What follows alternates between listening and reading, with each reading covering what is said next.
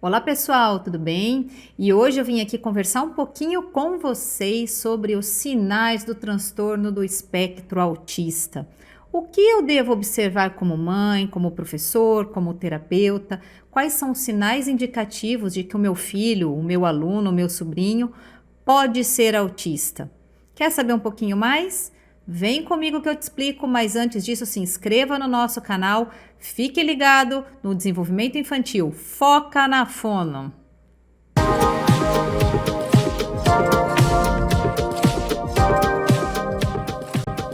Olá, pessoal. Vamos lá então. Hoje eu quero conversar um pouquinho com vocês sobre o autismo, porque as conversas sobre esse tema não se esgotam. A gente tem aí uma incidência de um autista nascendo para cada 36 bebês que chegam ao mundo. Esse índice é o último que foi publicado pela Associação Americana de Psiquiatria e os números são alarmantes. Os pais precisam estar preparados para receberem essas crianças e aqueles que já nasceram precisam saber perceber os sinais indicativos, porque quanto antes iniciar a intervenção, melhor será o progresso dessas crianças, que precisam aprender a desenvolver suas habilidades da melhor maneira possível. E o que acontece, gente? Um tempo atrás, uns anos atrás, na verdade antes do DSM-5, né? A gente só chamava de autista aqueles casos com um comprometimento grave. Então, era muito típico o desenvolvimento dessas pessoas. A gente conseguia perceber, porque era um comprometimento grave da linguagem, muitos não se comunicavam, no contexto social, a gente não via tantas pessoas, tantos indivíduos se socializando, o que isso é um ponto muito legal, muito positivo hoje em dia, que são mais conhecidos, a condição é mais respeitada, é mais compreendida, né? Então, hoje eu queria falar um pouquinho para vocês o que é o autismo, quais são os sinais que eu devo me atentar.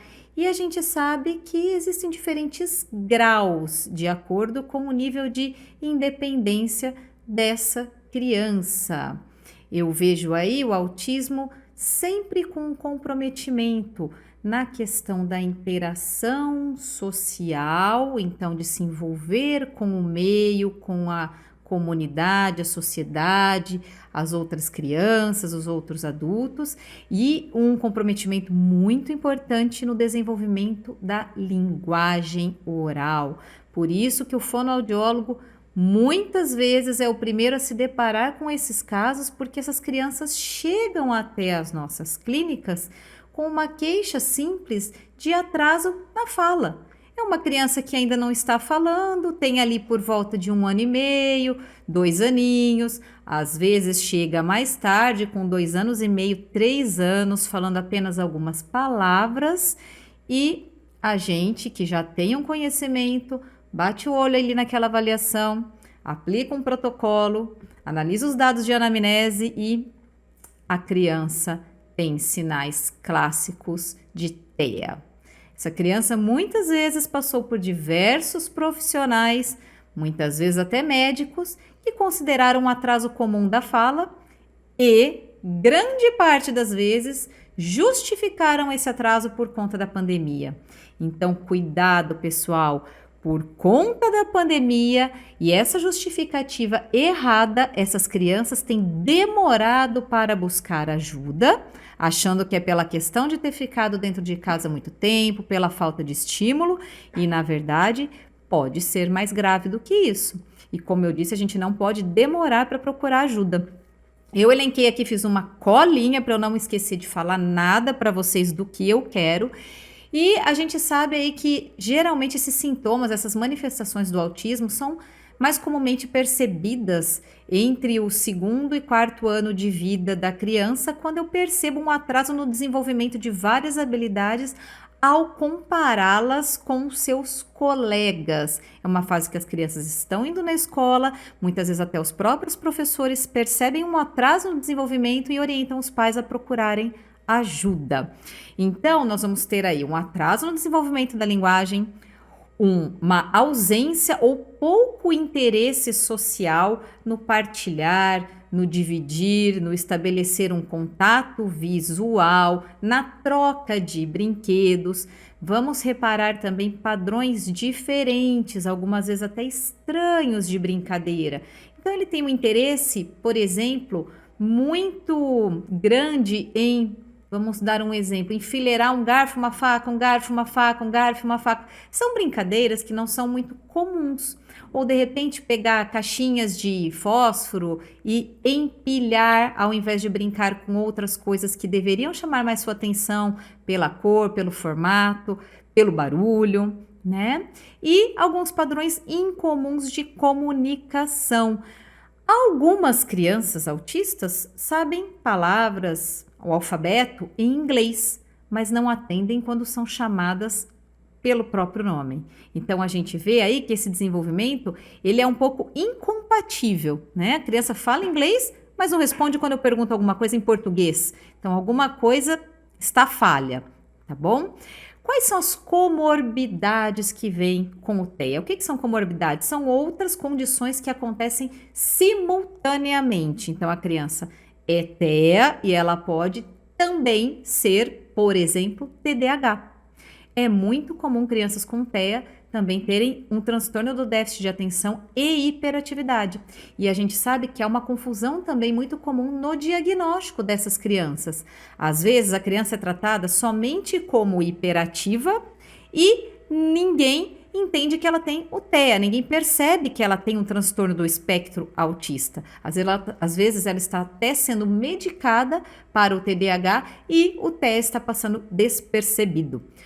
O transtorno da linguagem, como eu já falei com vocês, um transtorno da ansiedade, depressão, o transtorno da coordenação motora. Nós sabemos que eles não têm muitas habilidades, né, nas questões que envolvem pegar um lápis, pontilhar, passar por cima de um pontilhado, alinhavar, abotoar. Então, há um prejuízo de coordenação motora fina e muitas vezes global também.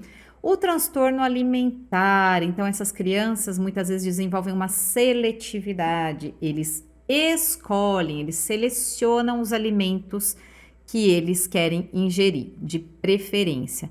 Essa seleção pode ser considerando a cor dos alimentos, a consistência dos alimentos, o tipo do alimento, a marca do alimento. Então, por exemplo, a gente tem crianças que só se alimentam de comidas amarelas. Então, o milho, o purê, mas tem que ser amarela, a batata frita, tá? Por outro lado, a gente tem crianças que só têm interesse por doce, por chocolate, né? E essa é uma questão muito difícil, nutricional, até para os pais lidarem. E a gente tem também como comorbidade a deficiência intelectual. Por isso é importante que essas crianças passem por algumas avaliações neuropsicológicas para que possa ser analisado quais habilidades são mais desenvolvidas e quais são mais prejudicadas, para que haja um foco em estimular as boas habilidades. A gente tem sempre que estimular, que investir naquilo que a criança consegue oferecer de melhor. Isso para qualquer criança, ok? É mais frequente no sexo masculino, como todas as condições nos transtornos do neurodesenvolvimento são a dislexia, o TDAH, a deficiência intelectual, ok? Vamos falar então agora um pouco da linguagem. Muitas vezes essa linguagem é unilateral, então ela não tem uma reciprocidade social. A criança fala por falar. Ela não espera uma resposta minha, ela não quer estabelecer um diálogo, ela simplesmente resolveu falar uma frase, muitas vezes descontextualizada, que ela escutou semana passada ou na novela da noite passada, e ela solta, emite aquela frase num momento totalmente descontextualizado. Ela se lembrou daquilo e falou. Algumas vezes elas aprendem a solicitar, a pedir coisas, tá? E existem crianças, claro, como eu disse, tem diferentes graus, que conseguem sim iniciar um diálogo, responder quando solicitado, atender quando é chamado pelo nome. Então, a gente sempre tem que considerar o grau desse TEA, desse comprometimento, a gravidade, ok? Alguns vão apresentar uma compreensão reduzida da fala. Então, às vezes eu posso chamar, chamar, chamar, a criança não olha. Eu já tive vários casos de que a suspeita era de deficiência auditiva.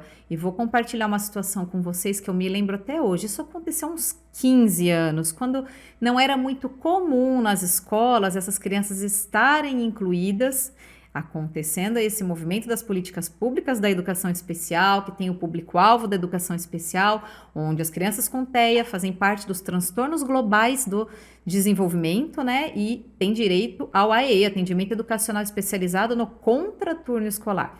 Vamos lá então, compartilhar com vocês um pouquinho. Cheguei nessa escola, qual que era a queixa da escola? Para quem não sabe, eu trabalhei na Secretaria Municipal da Educação de Marília durante 20 anos, desde 2001. Então, as escolas me acionavam, eu ia até lá, como única profissional da área da saúde dentro de uma Secretaria da Educação, eu ficava mais à frente dessas questões relacionadas a deficiências e transtornos, né? E a queixa da escola, para mim, ao telefone, é de que a criança não queria ficar com o aparelho auditivo no ouvido. Cheguei lá, conheci a criança, o aparelhinho estava na caixinha e a professora me falou, ela chega aqui com o aparelho na caixinha, ela não deixa a gente colocar, aí a gente chama, ela não olha, ela não participa, né? E aí fui atender a criança na sala da diretora, né? Coloquei ela lá, levei alguns brinquedinhos, sentei com ela no chão, como a gente faz, uma observação clínica, uma triagem, né? Num ambiente escolar, que é o que a gente pode fazer, não se caracteriza uma avaliação, nada disso. E a criança apresentou típicos sinais de autismo, né? Naquela época, muito desconhecido de todo mundo. Então, a criança apresentava uma ecolalia, ela caminhava na ponta dos pés, ela tinha um padrão de brincadeira de separar por cores, classificando. Eu me lembro exatamente como se fosse ontem. O piso da sala, tinha algumas linhas e a criança não ultrapassava aquela linha, tá? E além disso, ela falava o alfabeto inteiro em inglês, gente. Então, eu não precisei nem de um segundo momento para entender tudo aquilo que estava acontecendo. É óbvio que a criança não queria colocar o aparelho auditivo no ouvido porque ela escutava normalmente, não tinha absolutamente nenhum comprometimento de acuidade auditiva. Vocês já devem saber o quanto o barulho pode incomodar um autista. Vocês imaginem essa criança com um aparelhinho no ouvido, amplificando todos aqueles sons que chegavam, né? E aí, claro, orientei a escola e fui descobrir aonde e quem tinha dado um aparelho auditivo para aquela criança, né? A partir daí, não vou contar a história para vocês, né?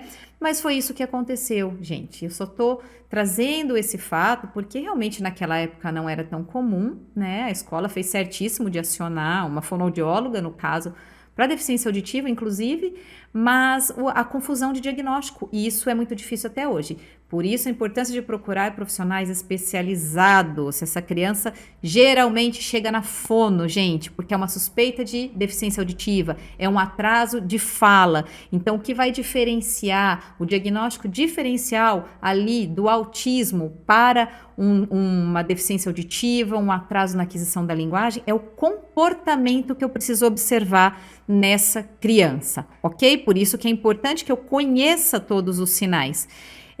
A gente tem a fala em eco, né? Que, por exemplo, eu faço uma pergunta para a criança: você prefere azul ou amarelo? E ela responde para mim amarelo. E se a pessoa não conhece essas características, esses sinais, pode achar que ela realmente está respondendo, mas ela está simplesmente tendo uma fala em eco de reproduzir a última palavra da minha pergunta. A gente tem também aí um comprometimento da linguagem, porque ela se limita ao literal. Então, a criança não faz compreensão de abstração do que eu digo. Se eu disser para ela assim, nossa, mesmo para um adulto, né? Hoje vai chover canivete. Ele realmente vai imaginar um monte de canivete caindo do céu, tá? Então, eles não conseguem fazer abstração dessa linguagem, eles levam tudo ao pé da letra, tá bom? O vocabulário é restrito quando essas pessoas falam, elas usam um número limitado de palavras na maioria das vezes. referem-se a si mesmo na terceira pessoa. Então, o Pedro vai passear hoje. Ele fala, ao invés dele falar eu vou passear hoje, ele fala o Pedro vai passear hoje. O Pedro comeu bastante. O Pedro quer tomar banho. Entenderam? Ausência de entonação, muitas vezes a fala parece robotizada, sem expressão, sem emoção no momento de dizer alguma coisa. Aquela falta de interesse, como eu falei para vocês, em iniciar uma interação, em brincar com alguém, em trocar os brinquedinhos, em chamar um colega, em pegar a mãozinha do outro, né? Muitas vezes eles são totalmente indiferentes ao contato físico e outras vezes eles não gostam de ser tocados, de receberem carinho ou de dar um abraço. Como eu falei também, cada caso é um caso. Eles têm uma imitação bastante reduzida, então aquela brincadeira que a gente faz com as crianças, que a gente ensina as crianças, né? Dá tchau pro papai, papai vai passear, dá tchau, né? Eles não conseguem fazer essa imitação. Ou, por exemplo, manda um beijo para mamãe, né? Manda um beijo, faz assim. Eles não se interessam, para eles tanto faz. Alguns interesses fixos, né, e rotinas, então aqueles brinquedos ou aqueles objetos de preferência que eles querem carregar para todo lugar, ou um travesseirinho, ou uma chupeta, ou um ursinho, que eles levam para qualquer lugar e se apegam a ele, se agarram a ele. As estereotipias motora, né, o flap, então aqueles movimentos de ir para frente e para trás, de balançar as mãozinhas, que muitas vezes vem junto num momento de ansiedade, tá? Então, por exemplo, a rotina dele é sair de casa, entrar no carro e ir para a escola direto. De repente, por algum motivo, o carro quebra. Eles já acabam entrando num padrão de repetição motora, né? Porque mudou o que era para ter acontecido. Por isso que a previsibilidade para eles é muito importante. O quadro de rotinas dentro da sala de aula, com a figura, ou escrito, ou a foto, ou um objeto concreto de qual é a ordem, qual é a sequência das atividades no dia, acalma a criança, abaixa a sua ansiedade. Porque ele chega, aí tem lá um momento, um caderninho, depois a escovinha de dente, ou né, uma pastinha, depois uma escovinha de dente. Isso faz com que ele saiba qual que é o próximo passo, o que, que vai acontecer depois, e relaxa, acalma, ok? Gosta muito de, por exemplo, girar moedinhas, observar o ventilador rodando, então movimentos de girar a roda do carro, tem interesse por objetos que fazem esse movimento rotativo. Enfileirar, empilhar, a forte resistência à mudança, como eu falei para vocês, a questão da seletividade alimentar, não compreender piadas e ditados populares, também já falamos. E a gente tem a hiper ou a hipossensibilidade. Então, isso pode ser ao som, né? Então, rojões, barulhos muito fortes, música alta pode incomodar de uma forma excessiva, pode ser a luz, a claridade. Então, eu me incomodo com luz forte, com muita claridade no meu campo de visão. A gente tem que ir percebendo tudo isso e ajustando o ambiente de tal forma que eu leve uma maior tranquilidade para essa criança. Para aqueles que não desenvolvem a linguagem oral, a gente tem as PECs, né, que é a comunicação aumentativa. Então, por meio de trocas de figuras que são internacionalmente estabelecidos, os significados, a criança aprende a pedir para ir no banheiro, a dizer que está desconfortável, a contar que está com dor. Então, ela aponta a figura, ela aprende a usar a prancha de comunicação e a forma como ela consegue interagir com o outro. Isso precisa ser ensinado, não só para a criança, mas para todos aqueles que convivem com ela, para que realmente haja uma comunicação efetiva, ok? Na escola, pessoal, como eu já trouxe anteriormente, a gente tem uma lei, várias leis, né? Isso não precisaria nem falar aqui, mas as políticas públicas da educação especial a partir de 2008 foram bem enfáticas na questão da inclusão escolar dessas crianças com TEA. e deficientes e altas habilidades ao estabelecer o público-alvo da educação especial que tem direito ao atendimento dentro do contexto escolar no contraturno, isso significa no período contrário ao de aula. A gente sabe que na maioria das vezes isso acaba acontecendo no próprio período de aula, né? Onde essa criança acaba sendo retirada de dentro da sala para receber um atendimento individualizado que considere as suas necessidades, particularidades. Então, naquela sala do atendimento educacional especializado, a sala multifuncional, essa criança vai ter estímulo às suas habilidades diferenciados, considerando a sua necessidade. Não é uma aula de reforço, gente. Não é um lugar onde vai estar uma professora reproduzindo o conteúdo que ela já não entende dentro da sala de aula. Isso precisa ser adaptado dentro do momento do AE e também na sala de aula, né? A gente tem aí o direito, juntamente com o AE, a sala, o atendimento educacional especializado, ao PEI, ao plano de ensino individualizado. O que é isso, gente? É um currículo diferenciado. São provas diferenciadas, são habilidades diferentes que vão ser avaliadas. Eu não vou dar uma nota para a criança do mesmo jeito que eu vou dar para os outros, porque eu vou estabelecer metas dentro das possibilidades dela alcançar. Se eu tenho uma criança hoje autista que entrou na escola com 2 anos e fala 2 palavras e depois de 3 meses, depois do bimestre, ela está falando 5 ou ela está falando 10 no final do ano, ela teve um progresso, gente. Ela tem que receber uma nota na categoria linguagem, considerando o progresso que ela teve. Ela não está sendo avaliada se ela aprendeu a ler ou escrever nesse momento. Eu tenho que partir de onde ela está e considerar o avanço dela comparando com ela mesma, ok? O que é importante as pessoas entenderem, gente? O que é inclusão? Eu resumo numa única frase. Quando eu falo de disléxico, TDAH, TEA, deficiente intelectual, a criança precisa ter oportunidade de tirar a nota 10. Isso é inclusão. Se qualquer aluno, se qualquer criança vai para a escola e consegue tirar a nota 10, qualquer aluno com deficiência ou com qualquer tipo de condição diferenciada também precisa conseguir alcançar essa nota. Senão, eu não estou falando de inclusão. Deixar simplesmente a criança matriculada na escola para fingir que ela está incluída não vale a pena, né? É melhor ficar em casa. E a gente sabe que, infelizmente, isso acontece em muitos lugares, né? Então, pessoal, era isso que eu tinha para falar para vocês nesse vídeo. Desculpa a minha empolgação, é que eu me animo demais quando eu vou falar sobre esses temas.